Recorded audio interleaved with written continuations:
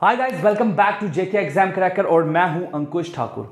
Last video में हमने Indus valley civilisation की कुछ इंपॉर्टेंट साइट्स को डिस्कस किया। हमने जिसमें डिफरेंट साइट्स जो आपकी इंडस वैली सिविलाइजेशन के साथ जुड़ी हुई थी उनको हमने एक एक करके डिस्कस किया। साथ ही साथ उनके जो इंपॉर्टेंट फीचर्स या आप कह सकते हो जो इंपॉर्टेंट पॉइंट्स थे वो भी हमने डिस्कस किए एंड जो आपके एग्जाम के पॉइंट ऑफ व्यू से काफ़ी इंपॉर्टेंट है। आज जैसे कि कल की वीडियो में मैंने आपको बताया था that you will get the MCQs जो अभी तक हमने पढ़ा है उन सब के एमसीक्यूज आपको मिलेंगे एंड आज हम लोग कुछ एमसीक्यूज डिस्कस करने वाले हैं। सो अपना score at the end of this video जरूर शेयर कीजिएगा हमारे साथ। बाकी जो फर्स्ट टाइम व्यूवर्स इस वीडियो को देख रहे हैं वो डेफिनेटली चैनल को सब्सक्राइब करें एंड वीडियो को लाइक करें सो दैट कोई भी अपकमिंग नोटिफिकेशन हमारी तरफ से आपको हमारे चैनल से जल्दी मिले। तो चलिए गाइस स्टार्ट करते हैं आज का वीडियो सेशन। और आज के वीडियो सेशन में आपके लिए पहला क्वेश्चन ये रहा। पहला क्वेश्चन का आंसर क्या होगा? पहला क्वेश्चन है earliest city discovered in India was. पहली सिटी जो डिस्कवर्ड इंडिया में हुई थी वो कौन सी थी? क्या वो हड़प्पा थी, क्या वो पंजाब में थी, मोहनजोदारो थी या सिंध में था? फटाफट जो है इसका आंसर बता दीजिए। पहली सिटी जो earliest discovered in India was, I mean जो हड़प्पा सिविलाइजेशन की जो पहली साइट थी उसको जो खोदा गया था वो कहां पर थी? योर ऑप्शंस यहां पर दिए गए हैं। राइट आंसर क्या है इसका? हड़प्पा का, आई मीन हड़प्पा इसका राइट आंसर है। देखिए ऐसे तो आपका ये भी होगा कि आपसे आप बोल रहे होंगे कि सर ने तो बताया था कि हड़प्पा इज इन जो है उसमें है क्या नाम है आपका, पाकिस्तान में है। लेकिन फर्स्ट डिस्कवरी यहां पर पूछी जाएगी तो हड़प्पा है, ठीक है। फर्स्ट इज इन हड़प्पा, ठीक है। सिंध भी पाकिस्तान में है एंड ऑफ कोर्स हड़प्पा जो है इसका राइट आंसर है बिकॉज हड़प्पा के कुछ ट्रेसेस इंडिया में भी हैं। तो हम कह सकते हैं कि हड़प्पा मोस्टली जो हड़प्पा है ना वो पाकिस्तान में, उसका कुछ हिस्सा ही इंडिया में है। सो इसलिए हम इसको कह रहे हैं यहाँ पर कि इसको इंडिया का भी ये पार्ट है, ठीक है। जैसे हम अगर 100% ले ले तो 100 में से 80 से 90% ये पाकिस्तान वाले एरिया ही में कवर होता है, 10% हड़प्पा हमारे पास है, ठीक है। ऐसे याद रखिएगा इसको, ठीक है। कोई भी इसमें ऐसी कंफ्यूजन वाली बात नहीं होनी चाहिए। क्वेश्चन नंबर 2 पे आते हैं। क्वेश्चन नंबर 2 का आंसर बताइए। विच वन ऑफ द फॉलोइंग, ठीक है, which one of the following Harappan site is not located in Gujarat. आपने बताना है कि इन चार में से कौन सी साइट जो है वो गुजरात में नहीं है। सुरकोटडा, रंगपुर, सुक्तागेंदर या डिसालपुर, ठीक है। सो इसका आंसर क्या है गाइस? ठीक है, इसका आंसर क्या है? क्वेश्चन नंबर 2 का आंसर क्या है?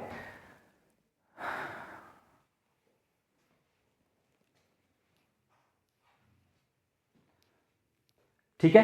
सो इसका राइट आंसर क्या है गाइस? बिल्कुल option D is the right answer, that is Desalpur. अब आप मुझे यहां पर कमेंट सेक्शन में बताओगे दैट देसालपुर जो है वो कहां पर लोकेट करता है। चलिए अगले क्वेश्चन की तरफ बढ़ते हैं। अगला क्वेश्चन आपसे क्या कह रहा है?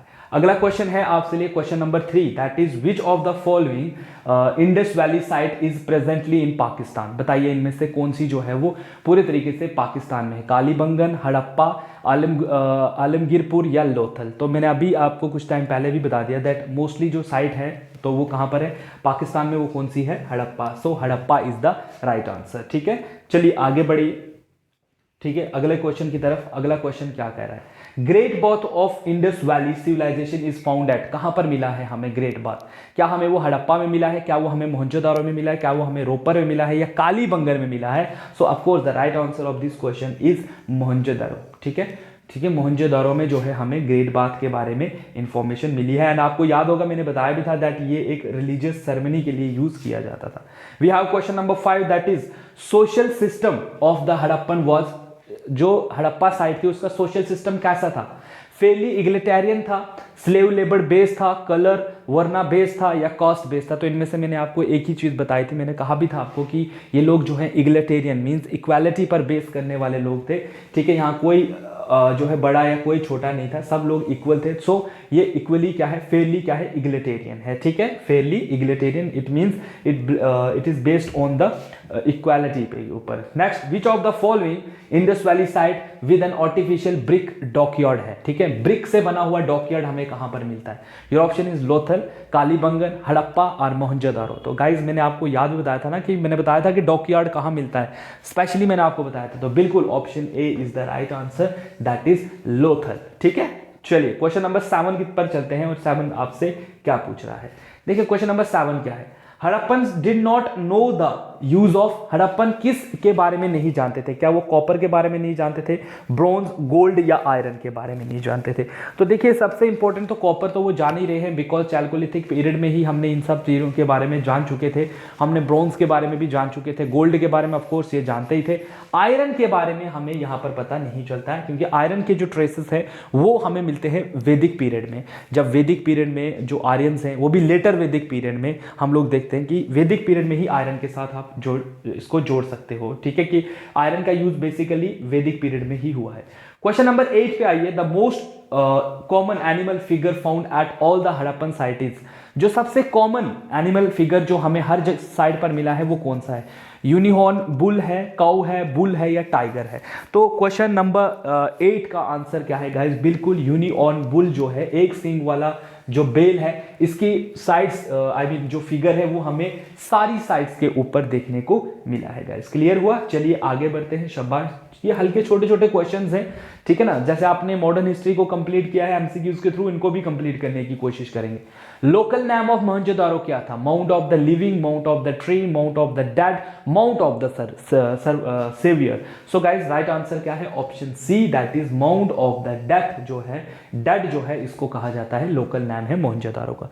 देखिए इसमें से कुछ क्वेश्चंस को ना आप जब याद रखिएगा, बिकॉज ये बहुत रिपीटेड क्वेश्चन होते हैं एंड अक्सर ऐसे क्वेश्चंस एग्जाम में देखे गए हैं, तो इनको थोड़ा ध्यान से ही करना। विच one of the following which was the only city of the Indus without fortification? बताइए। ये भी मैंने आपको बताया था कि एक इकलौती सिटी जहां पर कोई सिटाडिल नहीं था, कालीबंगन, मोहनजोदारो, हड़प्पा या चुन्नादारो। तो ठीक है, कौन सी है गाइस? बिल्कुल इसका राइट आंसर क्या है? इसका राइट आंसर बन रहा है चुन्नादारो। ठीक है, क्या आंसर बन रहा है इसका? चुन्नादारो। क्लियर हुआ? चलिए आगे बढ़ते हैं अपने अगले क्वेश्चन की तरफ। क्वेश्चन नंबर 11 आ रहा है, that is which was the biggest building in Mohenjodaro? Biggest building कौन सी थी मोहनजोदारो में? Great bath, granary, huge hall, 2 story buildings. ठीक है, तो क्वेश्चन नंबर 11 का आंसर क्या है? बिल्कुल ग्रैनरी जो है वो वहां की सबसे बड़ी बिल्डिंग थी। याद रखिए, ग्रेट बाथ भी था लेकिन उससे बड़ी ग्रैनरी थी। क्लियर है ये चीज भी आपकी? ठीक है, देखिए ये चीजें वही है जो मैं आपको पढ़ाया, इससे बाहर में एक भी चीज लेकर नहीं आया हूं।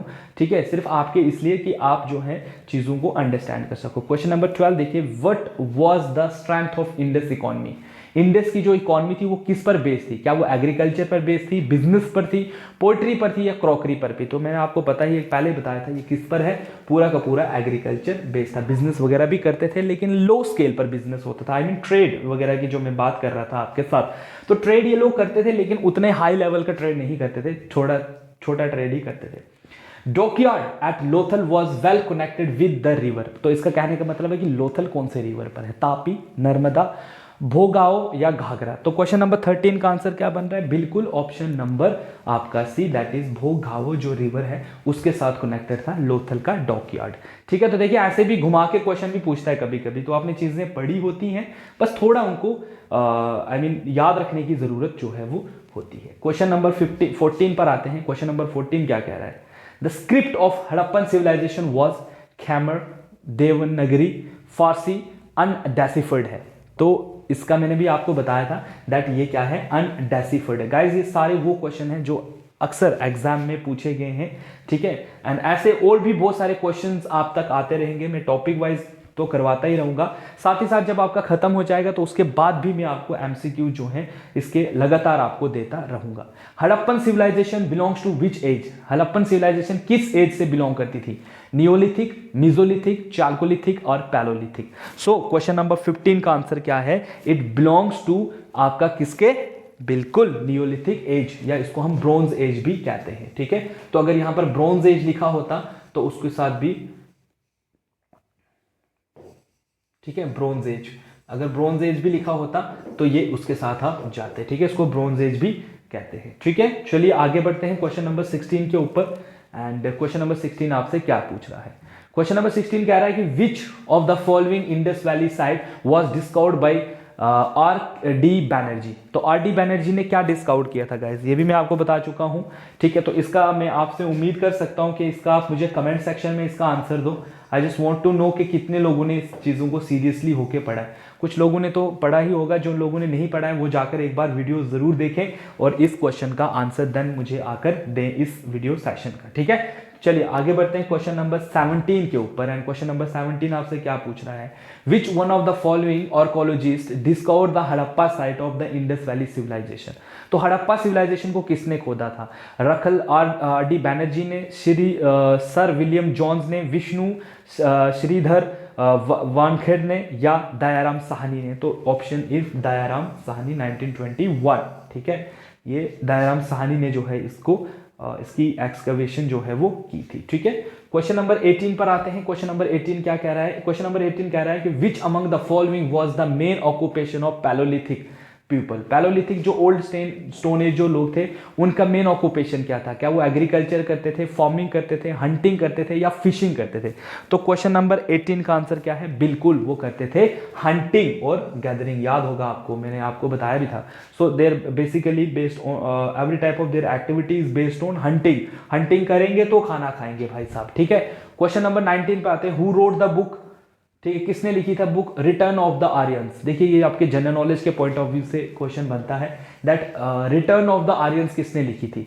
एल डी काला ने लिखी है, भगवान दास गिडविनी ने लिखी है, अविनाश चंद्र दास ने लिखी है, डी एस त्रिवेदी ने लिखी है।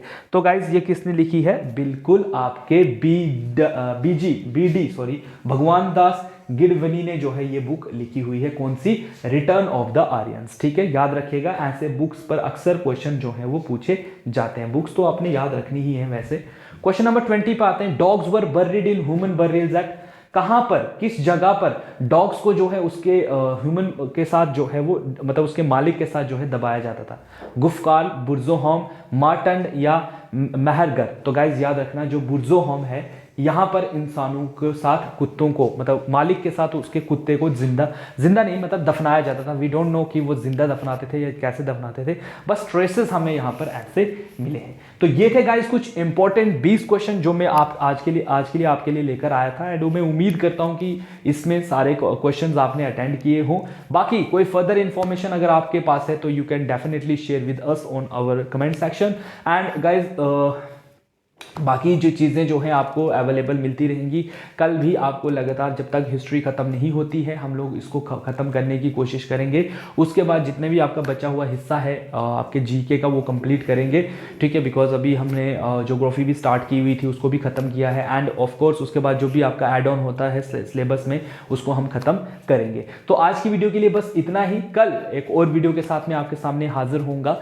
तो तब तक अपना ध्यान रखें। एंड जो फर्स्ट टाइम इस चैनल को देख रहे हैं जो बच्चे, वो चैनल को सब्सक्राइब करें, वीडियो को शेयर करें गाइस ज़्यादा से ज़्यादा अपने फ्रेंड्स के साथ, अपने जितने भी ग्रुप्स हैं या जिन नीडी बच्चों को ज़रूरत है। फ्री जो हम लोग यहाँ पर मटेरियल आपको प्रोवाइड कर रहे हैं सब तक हमारी वीडियो जो है वो पहुँचे, यही हमारा मेन मकसद है। सब लोगों का एग्जाम अच्छे से हो। बाकी जिन लोगों को लगता है कि ये कंटेंट थोड़ा कम है, उनको कंटेंट ज़्यादा चाहिए, तो they can definitely visit to our app, जहाँ पर उनको ऐसे बहुत सारे वीडियो लेक्चर्स मिलेंगे। एंड दे कैन जो है access to our course. And definitely वहाँ पर आपकी लाइव क्लास होगी एंड वहाँ पर लाइव इंस्ट्रक्शन होगी टीचर स्टूडेंट्स का। एंड आपको जितने भी आपकी क्वेरीज हैं वहाँ पर ख़त्म होंगी। बाकी हमारे ऑफलाइन बैचेस भी स्टार्ट हो चुके हैं जम्मू में। एंड आप विजिट कर सकते हो हमारे इंस्टीट्यूट में ऑफलाइन बैच के लिए। वहाँ पर भी हमने डेमो क्लासेस जो हैं वो कंडक्ट करवा रहे हैं। हमारे ऑफिशियल नंबर आपके पास हैं, आप उन पर कॉन्टैक्ट कीजिए हमारे ऑफलाइन या ऑनलाइन बैच की रजिस्ट्रेशन के लिए। सो गाइज मिलते हैं कल फिर एक और वीडियो के साथ। तब तक अपना ध्यान रखें, अपने आस पड़ोस का ध्यान रखें, अपने घर वालों का ध्यान रखें और जुड़े रहें जेके एग्जाम क्रैकर के साथ। And have a nice day guys.